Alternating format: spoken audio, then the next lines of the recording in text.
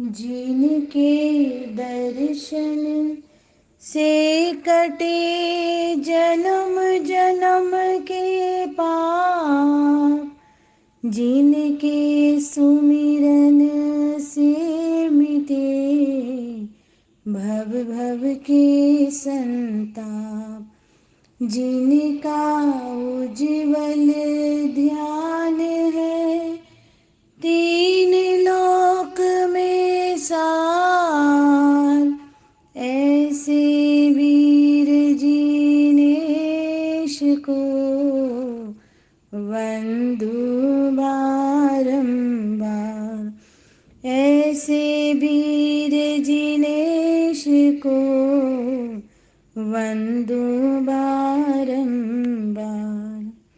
अनंत करुणानिधि, वात्सल्य वारिधि, सिद्धांत पारगामी, धर्म के स्वरूप को स्पष्ट दर्शाने वाले वीतराग भगवान महावीर स्वामी को भावों से वंदन। वर्तमान आचार्य सम्राट ध्यान योगी युग पुरुष शिवाचार्य प्रभु के श्री चरणों में बारंबार वंदन। मम हृदय निवासिनी गुरनी मैया सरल आत्मा महासाध्वी समता विभूति श्री वीणा जी महाराज साहिब के श्री चरण सरोजों पे शत शत वंदन करती हुई धर्म प्रेमी बंधुओं, माताओं एवं भवी जीवों,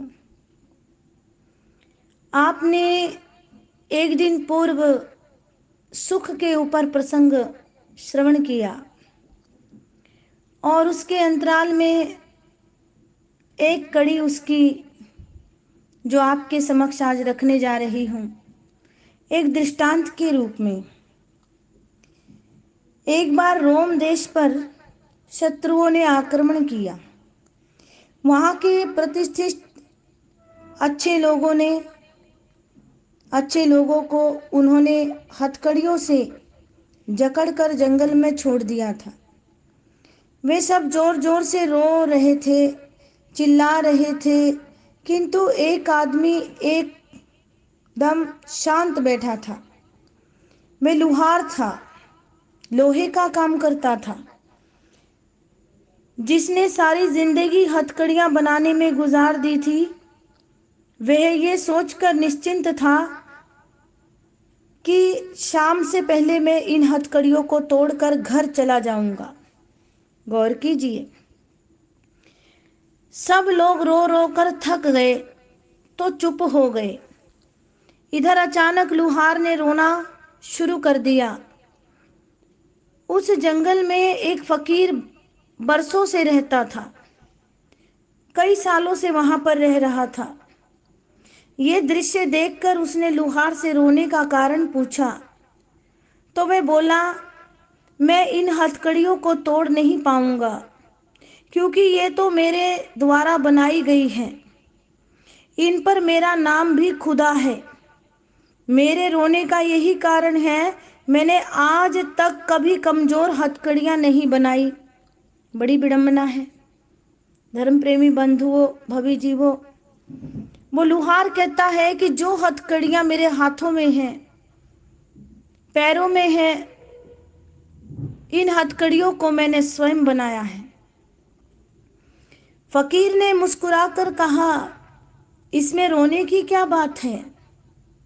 यदि हथकड़ियां तुमने बनाई हैं तो उसे तोड़ने का कीमिया भी तुम्हारे पास है।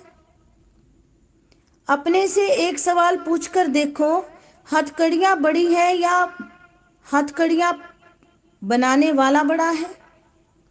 एक बार अपने आप से पूछिए। फकीर कहते हैं कि हथकड़ियां बढ़िया या हथकड़ी को बनाने वाला बड़ा है? लुहार फौरन बोला, हथकड़ियां बनाने वाला बड़ा है, हथकड़ियां बड़ी नहीं है, क्योंकि इनमें कहीं ना कहीं जोड़ है। जहां जोड़ है वहीं से तो तोड़ है, क्योंकि जोड़ सदा कमजोर होता है। अतः मैं इसे तोड़कर मुक्त हो सकता हूं, ऐसा लुहार कहता है। ये सुनकर फकीर ने प्रसन्न होकर कहा, जीवन के इस सच को सदा नजर के समक्ष रखना। जैसे एक भी काव्य कवि से बड़ा नहीं हो सकता, चित्र कितना ही सुंदर क्यों ना हो, वह चित्रकार से ज्यादा महान नहीं हो सकता। एक उपन्यास को चाहे नोबेल पुरस्कार मिल जाए, किंतु वह लेखक से बड़ा नहीं हो सकता। इसी तरह हथकड़ियां हो या जंजीरें, वे बनाने वाले से ज्यादा मजबूत नहीं हो सकती हैं। भगवान महावीर कहते हैं, संसार के जंगल में रहने वाले हर इंसान ने राग द्वेष की बेड़ियां पहन रखी हैं। वे भी चाहे कितनी मजबूत हो, किंतु निर्माता यानी कि आत्मा से बड़ी कैसे हो सकती है। मात्र जरूरत है अपने अपने जोड़ बिंदु अर्थात ज्वाइंट पॉइंट की, कि जॉइंट पॉइंट को पहचानने की आसक्ति का जोड़ हो, या प्रतिशोध का आकर्षण का जोड़ हो, या विकर्षणा का स्नेह का जोड़ हो, या घृणा का अनंत, सभी जोड़ कमजोर हैं। इसे सत्पुरुषार्थ के हथौड़े से तोड़ा जा सकता है, ऐसा वीतराग भगवान की वाणी कहती है। संसार की हर घटना के पीछे राग द्वेष का हाथ है। धर्म प्रेमी बंधुओं, हे भवि जीवों, ये सत्य है। संसार की हर घटना के पीछे राग द्वेष का ही हाथ है। अगर रामायण महाग्रंथ की बारीकी में जाएं तो पता लगेगा ये रचना राग प्रधान है। इसके प्रमुख 3 पात्र हैं, सीता, राम और रावण। इन तीनों का कहीं ना कहीं परस्पर गहरा राग है। रामायण की परतों में छिपा ये राग मानसिक स्थितियों से गुजरता हुआ हमारे भीतर भी बोध जगाता है। रावण का राग सीता के बाहरी सौंदर्य अर्थात रूप संपदा के प्रति जागा, और ये दृष्टि राग आगे बढ़ा। इस दृष्टि राग आगे बढ़ते ही इधर सीता का दृष्टि राग स्वर्ण मृग के प्रति जागा। मृग की स्वर्णमयी काया ने सीता के मन में सम्मोहन पैदा किया। राग का स्वर है, जो मुझे पसंद है वे मेरे पास होना चाहिए, ये राग का स्वर है। अतः सीता ने राम से स्वर्ण मृग की डिमांड की, मांग की। सीता के वचनों पर राम का तीव्र राग जागा। इसी कारण वे स्वर्ण मृग को लेने चल पड़े। इस तरह रामायण की रचना हुई। महाभारत महाग्रंथ की रचना द्वेष प्रधान है। ये सच है, द्वेष जब बीज रूप में हो तभी उसका उपाय कर लेना, ताकि वह विकसित ना होने पाए। दुर्योधन के मन में द्वेष का बीज अध्ययन काल में ही पड़ गया था। दुर्योधन के भीतर ये भाव समा गया था कि जब तक ये पांडव रहेंगे मुझे आगे आने का मौका नहीं मिल सकता। द्वेष के बीज को द्रौपदी के कटु वाक्य ने क्या कर दिया? इग्नाइट कर दिया। जैसे छोटी सी चिंगारी पेट्रोल पर गिरते ही आग फैला देती है, ऐसे ही ये द्वेष की चिंगारी भी महाभारत के दावानल में बदल गई। ध्यान दे, राग की आग से द्वेष की आग भयंकर है। स्वादिष्ट खीर में जहर की एक बूंद पड़ जाए तो वह अपेय सिद्ध होती है। घास के ढेर पर एक चिंगारी पड़ जाए तो वह समाप्त हो जाता है। ऐसे ही परिवार या समाज में फूट की चिंगारी पड़ जाए तो सुख और प्रेम समाप्त हो जाता है। इसी कारण प्रभु महावीर कलहकारी स्थान का दूर से ही त्याग करने का संदेश देते हैं। कहते हैं कि छोड़ दो उस स्थान को जो कलहकारी है। यद्यपि राग और द्वेष दोनों पाप की श्रेणी में है, फिर भी राग अधिक भयंकर है, क्योंकि उस पर विजय पाना कठिन है। राग द्वेष दोनों बंधन है, किंतु राग रूपी रस्सी का बंधन अनोखा है। कोई सलाह दे, उपदेश दे तो द्वेष समाप्त किया जा सकता है, पर राग में संभलना कठिन है। राग चंद्रमा की भांति है जो निरंतर बढ़ता है। उसका बढ़ना जिस दिन रुक जाएगा, उस दिन से वह निरंतर घटना शुरू हो जाता है।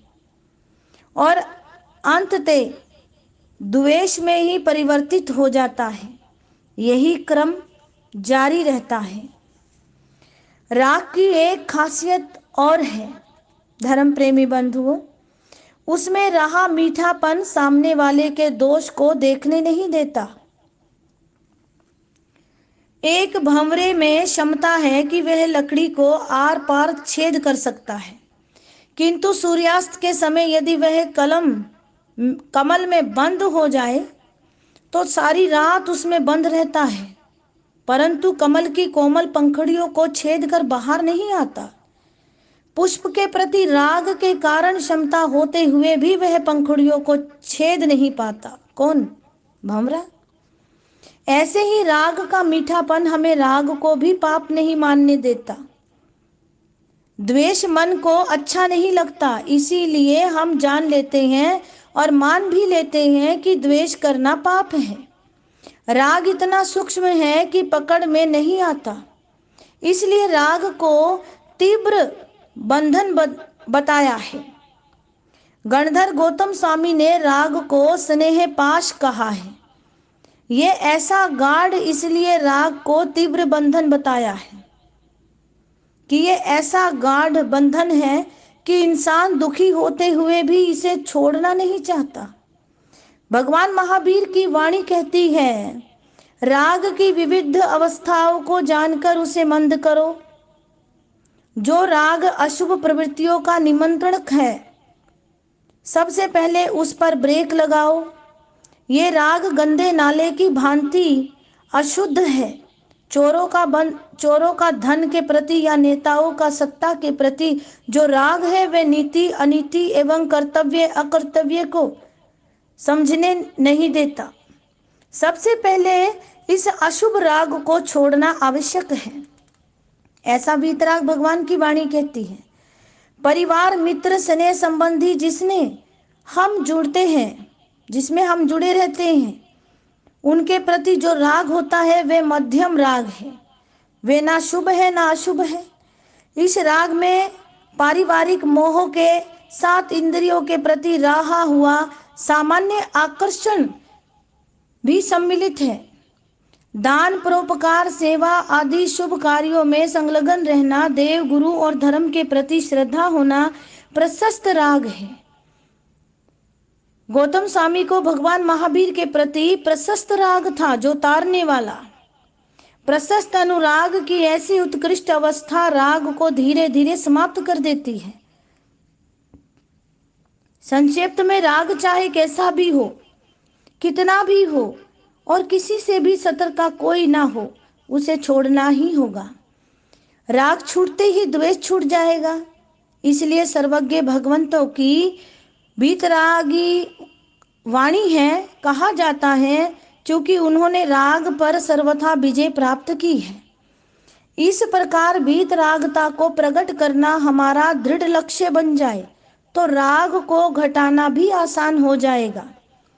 इसके लिए कुछ टिप्स अपने माइंड के ऑर्गन जार में फिट कर लेना चाहिए। राग और द्वेष आत्मा पैदा करती है। राग और द्वेष दोनों बंधन आकारक हैं। राग और द्वेष स्थायी नहीं है। ध्यान दें, जिन कारणों से राग हो सकता है, उन कारणों से द्वेष भी हो सकता है। जहाँ राग है वहाँ द्वेष भी है। राग का क्षेत्र व्यापक है क्योंकि वह जड़ और चेतन यानी कि पदार्थ और व्यक्ति दोनों पर किया जाता है, परंतु द्वेष केवल व्यक्ति जगत से जुड़ा है। तीव्र राग द्वेष सप्त तवे की तरह है। जैसे एक गर्म तवा होता है, उसकी तरह तीव्र राग है, द्वेष है। गरम तवे पर पानी के छींटे डालो तो छन छन करके समाप्त हो जाते हैं। ऐसे ही तीव्र राग द्वेष की अवस्था में की गई धर्म क्रियाएं भी सार्थक नहीं हो सकती और नहीं होती। अतः राग द्वेष को मंद करते हुए जो धर्म आराधना करता है, उसे सुख का गारंटी कार्ड जरूर मिलता है। धर्म प्रेमी बंधुओं, ऐसा वीतराग भगवान की वाणी फरमाती है। और कहा भी है कि संसार में कोई अपना नहीं है, किससे राग और किससे द्वेष। और हमारी गुरनी मैया महासाध्वी श्री बीना जी महाराज साहब का तो एक ही नारा है, किसे नाल राग नहीं, किसे नाल द्वेष नहीं, आत्मानंद एनु कोई भी कलेश नहीं। कि किसे नाल राग नहीं, किसे नाल द्वेष नहीं, आत्मा आनंद एनु कोई भी कलेश नहीं। एक दिन इस संसार से सभी को जाना है, ये निश्चित है।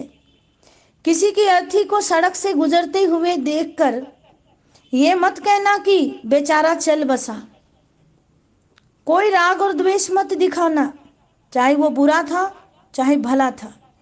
अपितु तो उस अर्थी का देख करके सोचना कि एक दिन मेरी अर्थी भी इन्हीं रास्तों से यूं ही गुजर जाएगी और लोग सड़क के दोनों ओर खड़े होकर देखते रह जाएंगे मुझे जाते हुए।